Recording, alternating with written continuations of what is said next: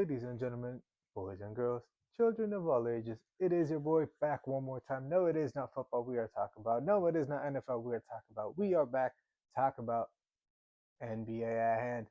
Jump Ball Season 2, Episode 1, kicking off right now. You already know the only way we could kick it off with Kobe Bean Bryant. Shout out to him, RIP. But let's get into it. Gotta start out in the East, where this season's NBA Cup champion just got crowned in Vegas. But first, we got to start out with the team that's just right above them in the Eastern Conference standings, and that is the Detroit Pistons. Did we all think they were going to be this good this early? I do not believe so. Similar to that of the Spurs, we thought they were going to be one of the contenders for sure, but I don't believe they were, thought to be a top two, a top three, maybe like around that 3 to 6 range, but I don't think it was a top two guaranteed. And it looks like with a 21-5 record, they're more than likely going to keep that stranglehold on top position, unless barring some significant injuries, especially to the likes of Cade Cunningham, because outside of that, I think they should be able to cope with it. Trades could be interesting going into February, as CJ McCollum can be interesting. I think a forward is needed. I was looking at Laurie Markkinen, but I don't know if that's too expensive of a buy that they don't want to get into, depending on what the asking price from Utah is going to be. That could be intriguing there. But at the same time, you got to make that gamble. You make a big three with Cade Cunningham, Laurie Markkinen, and Jalen Duren. If you can still keep Asar Thompson, that's a formidable four. I didn't want to say it, but formidable foursome. But we're gonna have to see what moves they make. They are going to be one of those teams to keep an eye on with the trade deadline coming soon. Still, ways away, but sooner rather than later. Moving on, the champions, as I just mentioned, it is the New York Knicks. Shout out to my boy Mikey. If he does end up watching this, y'all won. We're not going to get into the KD discussion that you posted about today, but love out to everybody in New York. I hope you guys celebrate. Kind of comical for me that Mike Brown made the statement of raising the banner, and then the Knicks come out saying they don't want to, as they are focused on the championship. Just the alignment kind of does not seem still right, but hopefully, more success to them, let's just say. And at that, and I mean, they're one of those teams that almost have everything. If Mitchell Robinson's healthy, I think, with Cat splashing from the outside, you got him on the inside. You got the size. OG and Mikal on the outside. Josh, who does everything else, including. And then you have Jalen Brunson, one of the most clutch players, one of the best players in the last few years. So you always have a chance. You never know. Go New York, go New York, go. We're gonna have to see. With the Raptors, this might be the biggest jump. I had this happening with them last year. Still not top three, like I mentioned, but maybe around that 4 through 8 range. I saw them becoming. That wasn't to be. They ended up getting BI. Now they look a lot better. I think they still have some kinks that they need to work out. But they are making their ways again. They are, from organizational standpoint too. They kind of switch from Masai Ujiri to a different placeholder up top, and then from there on, what his vision is, that's going to transpire down all the way to the roster, which we kind of could see. Do they make a move with RJ Barrett? That could be interesting because you can go 2, 3, 4 with RJ Barrett, Bi, and Scotty Barnes, Jakob Poeltl at the 5, maybe quickly at the 1, but I think that's too much scoring and not enough something else and different aspects of the game. So it could be interesting for them to kind of navigate the buyout / the trade market as well, just like most of the teams. And we keep it moving. The Boston Celtics. Did we think this was going to happen with all the trades, with all the injuries, especially to the main stars?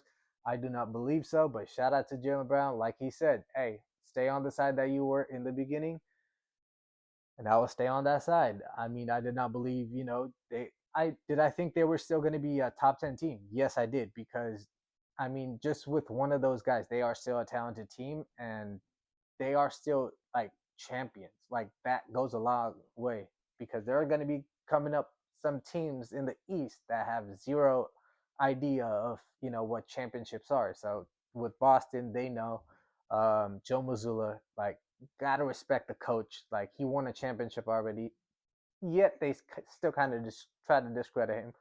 We'll pass over that. But like how he likes it, his team is combative and they're fighting, and they're going to be interesting to keep an eye on.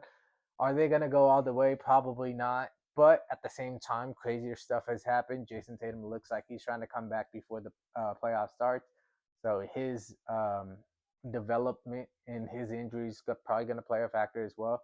And the rest of the roster, are they competitive? Sure, but maybe I'm not comparing the players. Do not get this wrong, but the situations could kind of be like when Jordan came back from retirement. Their squad was just not good enough to get over Orlando Magic that year while they went on to the finals. Unfortunately, got swept by the Rockets. Shout out to the Dream, but it is what it is at this time. Orlando Magic. Now, another team that is very intriguing. They made the big move, got Desmond Bain, moved away from KCP.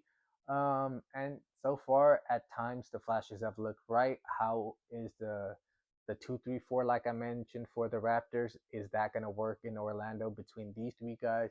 With all of them really kind of just being, I mean, they're all scorers in a sense, right? But you do have Wendell Carter. He's there at the five. You do have some guards who are scrappy. Could be interesting. I think they're still lacking a veteran presence. I think they're still lacking somebody who could guide them in the playoffs because they don't have somebody of that experience. Yeah, Desmond Bain, he's all right. Like in regular season, he'll give you a dub, 25, 30. I think he's dropped 37 already at the early point of this season. So he will give you the buckets, but the leadership that you need, the pace of play that you need for the playoffs, kind of like the reason why they have not been able to get out of that first round, that experience that you need, I think they are still lacking some of that.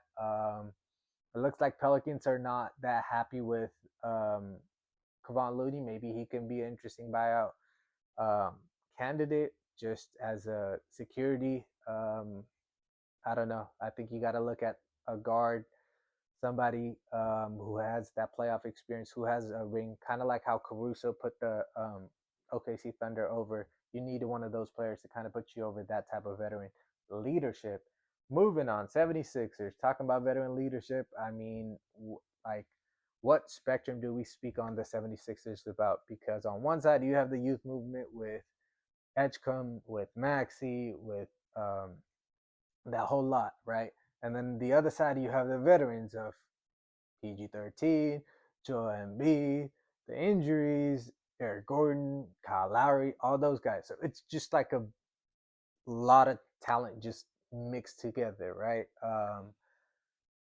Yeah, and that's kind of where I am with them as well. Like, it's just unknown. 14-11, they're right there teetering around 500 team. Like, what do they have that they're really aspiring for? The young guys are really playing for themselves. They don't really have that relationship, I don't believe, with Joe Embiid, with PG, to kind of be like, hey, we're playing for that guy. Kind of like maybe, like with Magic early on with Kareem, but that's a very big difference. But yeah, like, I just don't see anything there. They're like the Clippers of the East in a sense, really, if you really think about it. But I don't want to dive into it too crazy. Cavaliers, 15-12. I don't know if that roster, for sure, at the end of the season, when they underperform again, this roster will get blown up. But until then, I don't know what this roster is going to entail. Are they going to, try to tweak it again early in the trade deadline? We're going to have to see.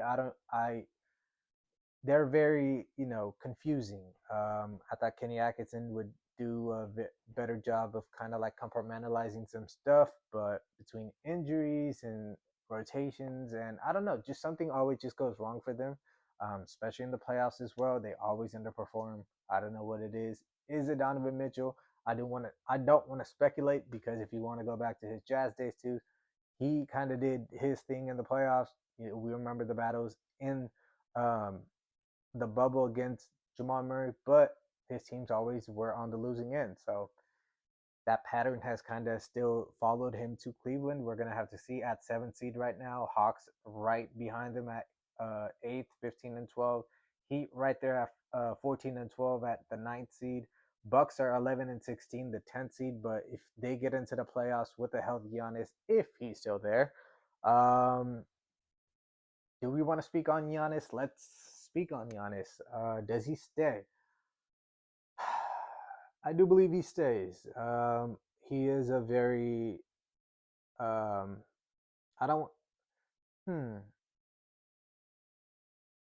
intense man. Let's say.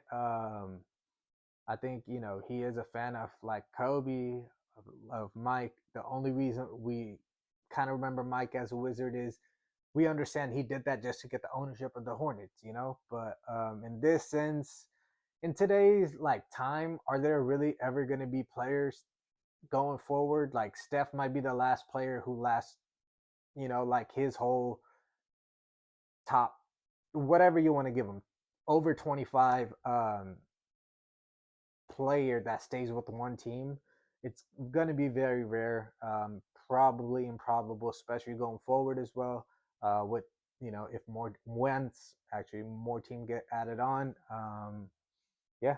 So I think he stays this off season.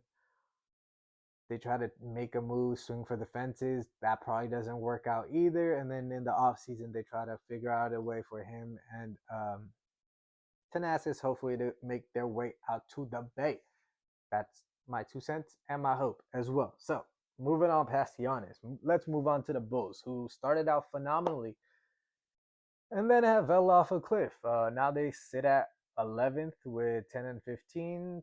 Probably gonna slip just a little bit further, and maybe Hornets take over with that 8 and 18 record. Brooklyn Nets at 7 and 18. Actually, maybe those two teams stay where they are. But Hornets are, having their resurgence in a sense of they're switching their franchise. They're going from the LaMelo Ball era that really didn't bring anything either, now to probably a Knuckle era. There is, very interesting prospect to kind of look into. You have him at 2. You have Brandon Miller at the 3. Do you go get Trae Young? Possibly. Why not? He gives you 25, kind of gives you veteran leadership. He will give the ball up to those guys. He doesn't mind having 15 assists himself either. Those guys could go score.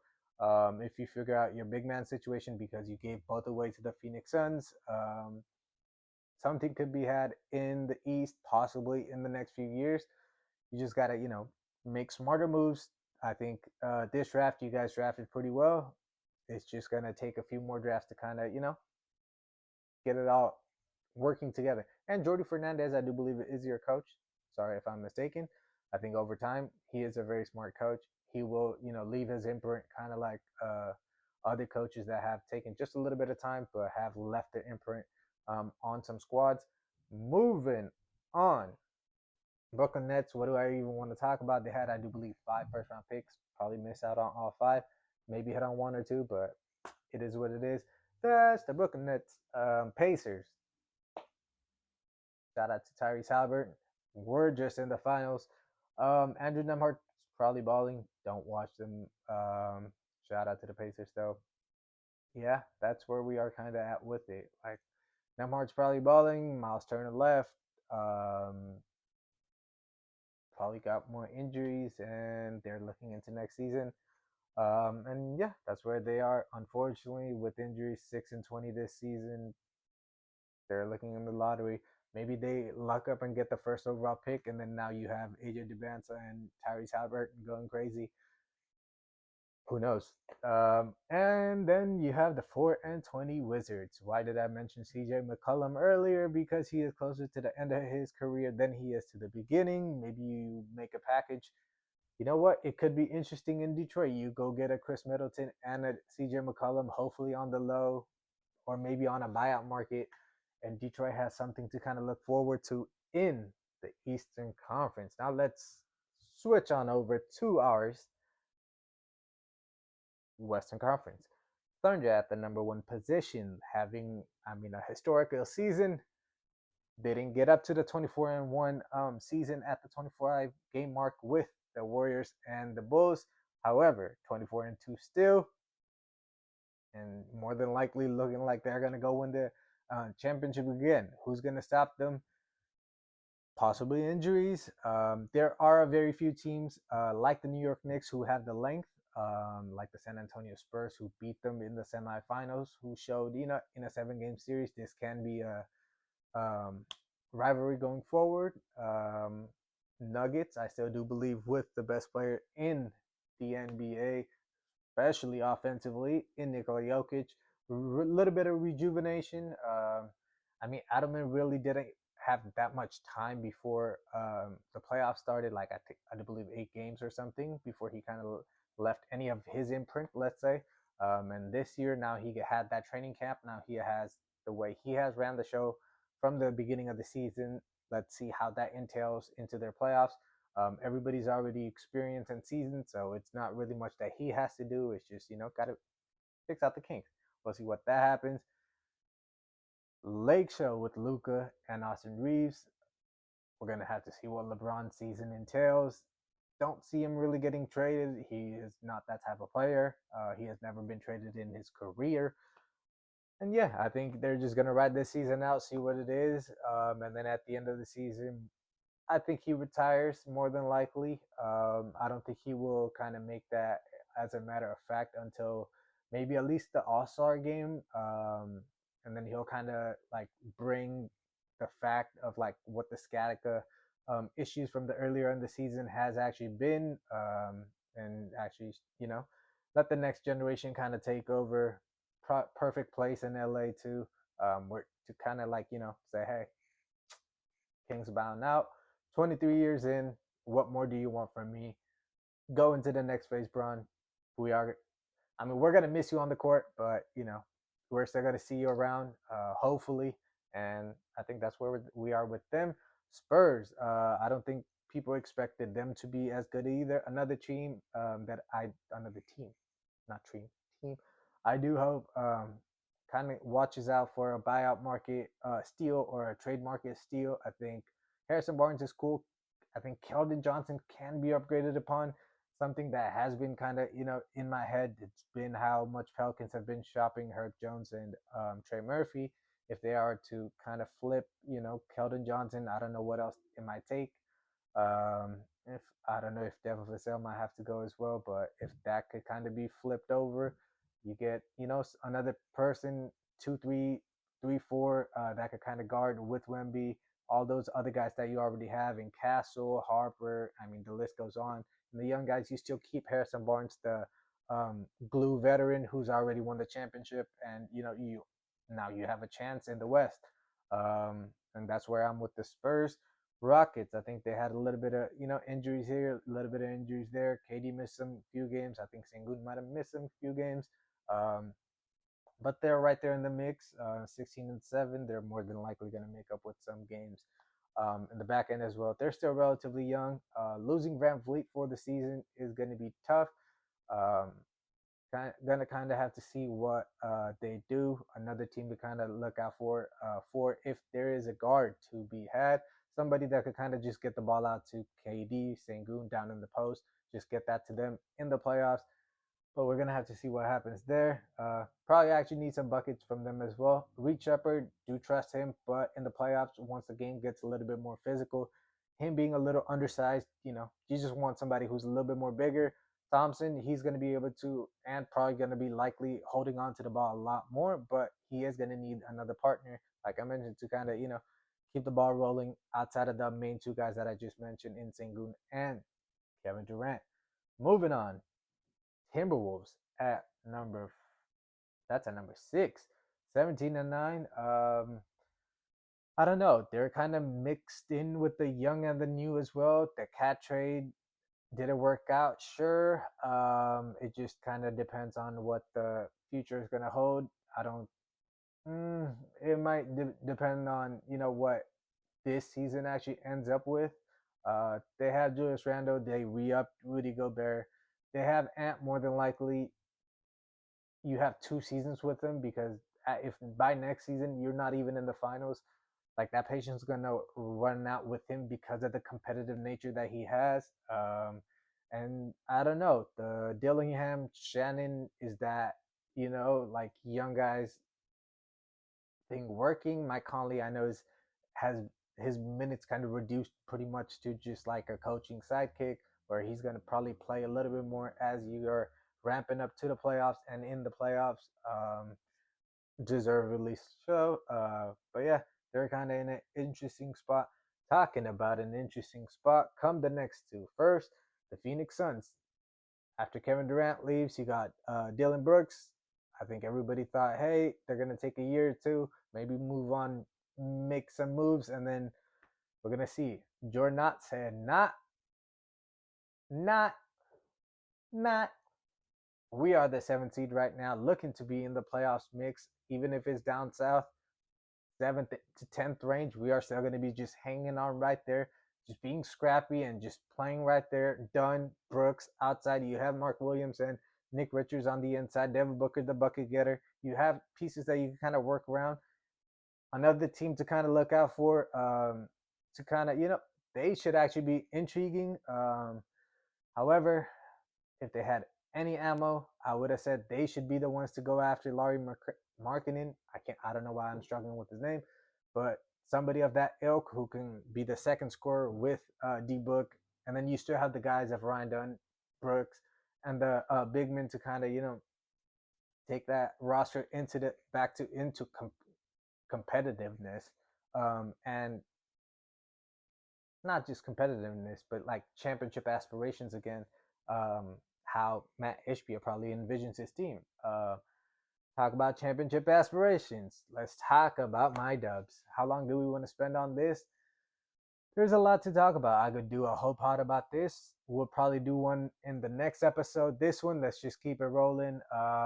We're struggling, 13-4. We are looking like a 500 team. We are a very old team, and we have a lot of young guys. We are mixed in with, ownership wants to do something that kind of has not worked.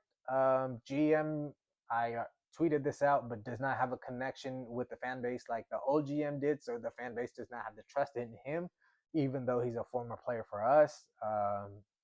It is what it is. It's kind of like how the team uprooted from Oakland to San Francisco. No matter how much you said, rooted in Oakland, you're still in San Francisco now. And that's what it is with the roster.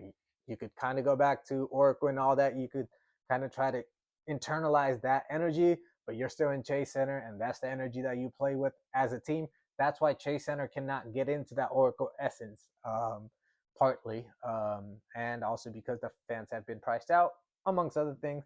But that's where we are with the frustration. I could kind of email Mr. Joe Lacob as well, but I am not going to do so. I will let it out through here. Moving on, Grizzlies. They are right there as well. John Morant's more on street clothes than he is on the court. He is yapping from there. I don't know, like that. From ownership to everything, they are just not a lined up franchise. They are not aspired to win. Grizzlies fans, you guys can kind of, go ahead and say whatever you want. You guys know it's true. Try to whoop that trick back then. Have not. And if anything since then, had just skydived. Klay Thompson has played more games than John Morant since 2019, and Klay Thompson had two back then career-ending injuries. So let's just end this conversation at that. Number 10, the Utah Jazz. I do not think they will last because their big man is the one that's out for the year. Walker Kessler is a very, very, very underrated center in this league, especially defensively. I am surprised that no other team has gone after him so far. But yeah, I think that's going to be the missing piece for them, the youth in their ranks. Will Hardy's already frustrated with the lack of, competitiveness, I guess, from them. So I don't know what it is that their season entails. On the other side, Trailblazers, actually a very interesting squad. If they get into the playoffs, they remind me of the Pelicans from a few years ago when they played the Clippers. Just a scrappy bunch who are very down, like in the ranks. But if they get in and they're that one of those bottom seed, they will get that top seed a little bit of trouble. A 6-game series kind of make it hard for them, but the top seed will kind of win out with their talent and everything else, hopefully. And then you have the Mavericks. They're still fighting at 10-17 right there. Is Kyrie Irving coming back this season?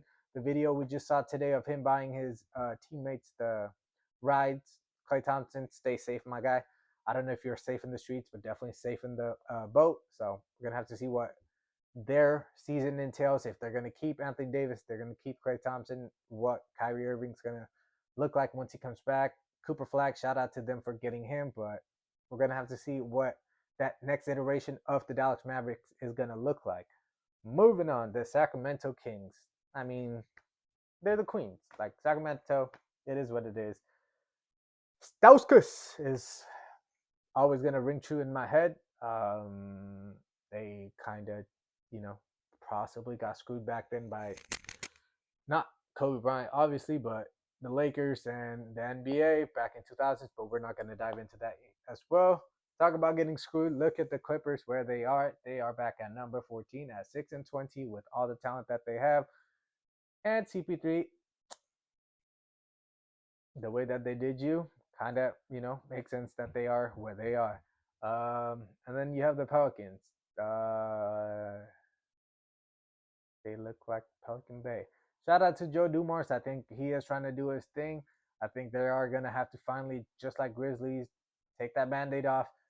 Grizzlies are more than likely finally moving on from John Morant, and Pelicans are more than likely going to have to finally move on from Zion Williamson. And that next iteration, they already have the pieces that they could kind of work around with. Deontay Murray getting healthier is going to, help them out. But outside of that, they have Fierce. They have, if they want to rock out still with the same squad, you could go Herb Jones at 2, Murphy at 3. You could still got Derek Queen and Misi. That's 4-5. And then, add some pieces to the bench. You still have Jose Alvarado off the bench. So you still do have a veteran. You have Loon. You have DJ, some other veteran pieces, some wings. And then, maybe in a few years, you come out with a fired head coach. I don't see them trying to make anything other than being up there. Outside of that, you already know this was the first episode of Jump Ball for this season. We will be back. I mean, it's still only 27 games right now. Once again, shout out to the NBA Cup champions, Emirates NBA Cup champions in the New York Knicks. We still have a lot more of the season to go. I don't know when I'll be back, at least regarding basketball. We're going to have to see. Maybe around trade deadline, maybe once the new year hits. But stay tuned for all of that. Stay tuned for all the quick takes episode. Football Frenzy might be back because Real Madrid's struggling. I don't know if by the next time I make any of my videos, if Alonso's still the head coach, Chelsea are in the turmoil and all of that. And there's much, much more. Till next time, you already know what it is. Stay tuned. Stay showing love to your boy. And you already know I will be back with quick takes. Until next time,